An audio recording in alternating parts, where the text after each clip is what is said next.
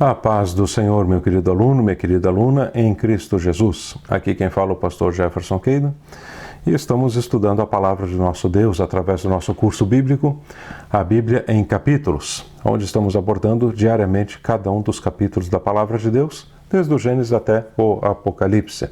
Lembrando que esse curso não prima por detalhar profundamente cada um dos textos bíblicos, e sim por ler toda a palavra de Deus e, claro, acrescentar alguns comentários e colocar também alguns materiais adicionais, como vídeos, como gráficos, quando se faz necessário. Hoje vamos ver, então, o capítulo de número 10 do livro de 1 Samuel. 1 Samuel, capítulo 10, verso 1. Então tomou Samuel um vaso de azeite e lhe derramou sobre a cabeça e beijou-o e disse: porventura não te ungiu o Senhor por capitão sobre a sua herança? 1 Samuel 10, 2. Apartando-te hoje de mim, acharás 2 homens junto ao sepulcro de Raquel, no termo de Benjamim, em Zelza, aos quais te dirão: acharam-se as jumentas que foste buscar, e eis que já o teu pai deixou o negócio das jumentas, e anda aflito por causa de vós, dizendo: que farei eu por meu filho? Nós não sabemos exatamente quanto tempo havia se passado, mas o fato é que agora o pai já não está preocupado mais com as jumentas, e sim quer saber o paradeiro de onde está Saul. Então larga o negócio das jumentas e sai a buscar o seu filho. Mas o fato é que tanto as jumentas quanto Saul foram encontrados e houve paz naquela família. Mas aqui Samuel então está ungindo a Saul como rei, de acordo com a orientação de Deus, mas não foi o rei que Deus havia escolhido. Nós vamos entender isso mais adiante. Foi o povo que havia elegido este rei, e que Deus havia permitido com que o povo tivesse um rei, e este então foi Saul, o primeiro rei em Israel. 1 Samuel 10, verso 3. E quando dali passares mais adiante e chegares ao carvalho de Tabor, ali te encontrarão 3 homens que vão subindo a Deus a Betel, um levando 3 cabritos, o outro 3 bolos de pão, e ao outro um odre de vinho.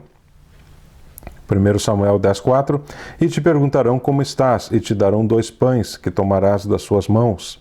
1 Samuel 10:5. Então chegarás ao outeiro de Deus, onde está a guarnição dos filisteus, e há de ser que, entrando ali na cidade, encontrarás um grupo de profetas que descem do alto e trazem diante de si saltérios e tambores e flautas e harpas, e eles estarão profetizando. 1 Samuel 10:6. E o Espírito do Senhor se apoderará de ti e profetizarás com eles, e tornar-te-ás um outro homem. 1 Samuel 10:7. E há de ser que quando estes sinais te vierem, faz o que achar na tua mão, porque Deus é contigo. 1 Samuel 10:8. Tu, porém, descerás antes de mim a Gilgal, e eis que eu descerei a ti para sacrificar holocaustos e para oferecer ofertas pacíficas, e ali 7 dias esperarás, até que eu venha a ti e te declare o que hás de fazer. 1 Samuel 10, verso 9. Sucedeu, pois, que virando ele as costas para partir de Samuel, Deus lhe mudou o coração em outro, e todos aqueles sinais aconteceram naquele mesmo dia. Eu li diversos textos aqui porque eu quero fazer um comentário único do que aconteceu naqueles dias. A Bíblia diz que o coração de Saul, sim, foi mudado, uma vez que ele recebeu a unção de Deus, vinda através de Samuel. Samuel foi e ungiu a Saul como rei. Uma coisa que nós precisamos lembrar aqui é que Saul, ele não tinha tido uma experiência com Deus profunda, não conhecia ainda o que era o Espírito do Senhor, não sabia o que era a unção de Deus, e Deus, através da boca de Samuel, está dizendo a ele: olha, você vai se encontrar com um grupo de profetas e teu coração vai ser mudado, você vai entender o que deve ser feito através da presença de Deus, porque tudo depende de Deus, e se Deus não dirige, nada acontece. Se Deus dirige, as coisas acontecem. O fato é esse. Jesus disse: sem mim nada podeis fazer. É isso que está bem claro.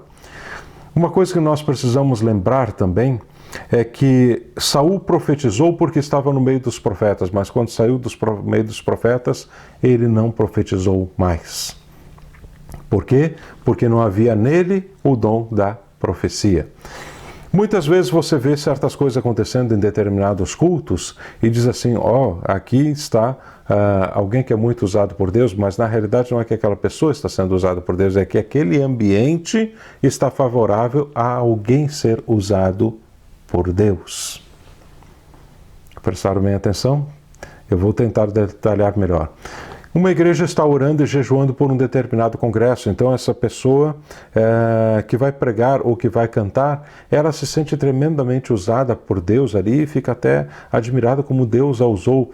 E não estou dizendo que essa pessoa não orou, não estou dizendo que essa pessoa também não se consagrou, mas muitas vezes essa situação, desse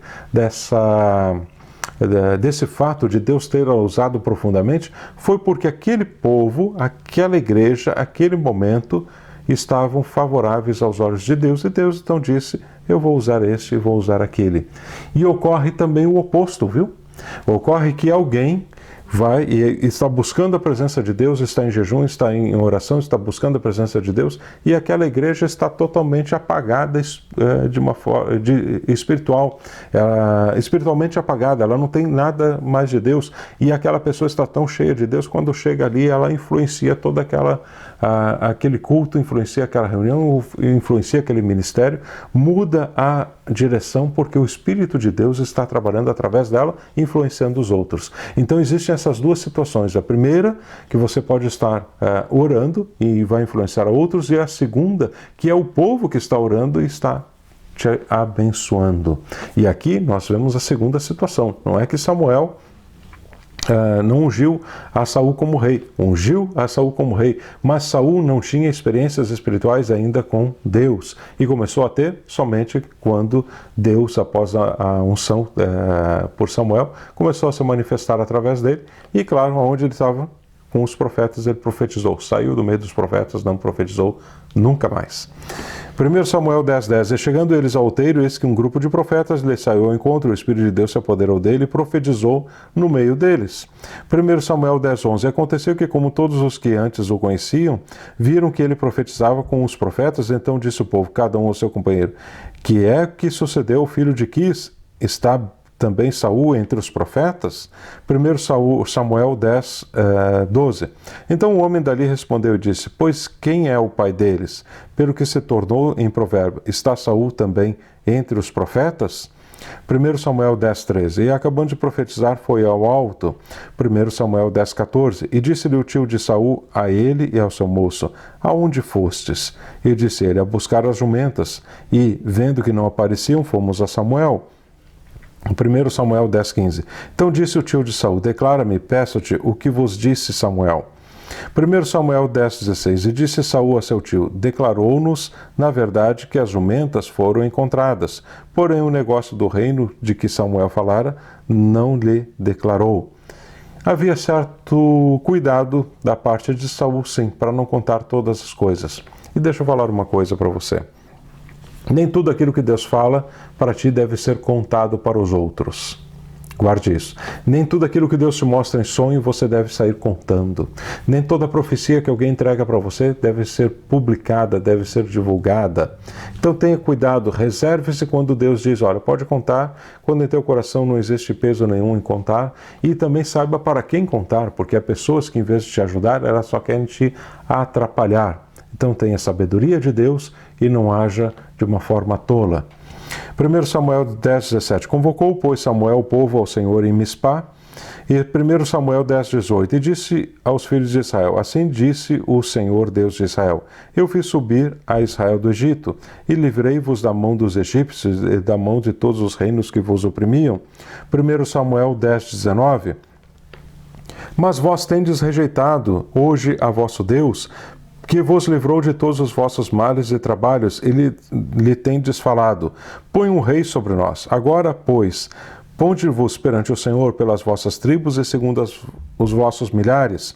1 Samuel 10:20.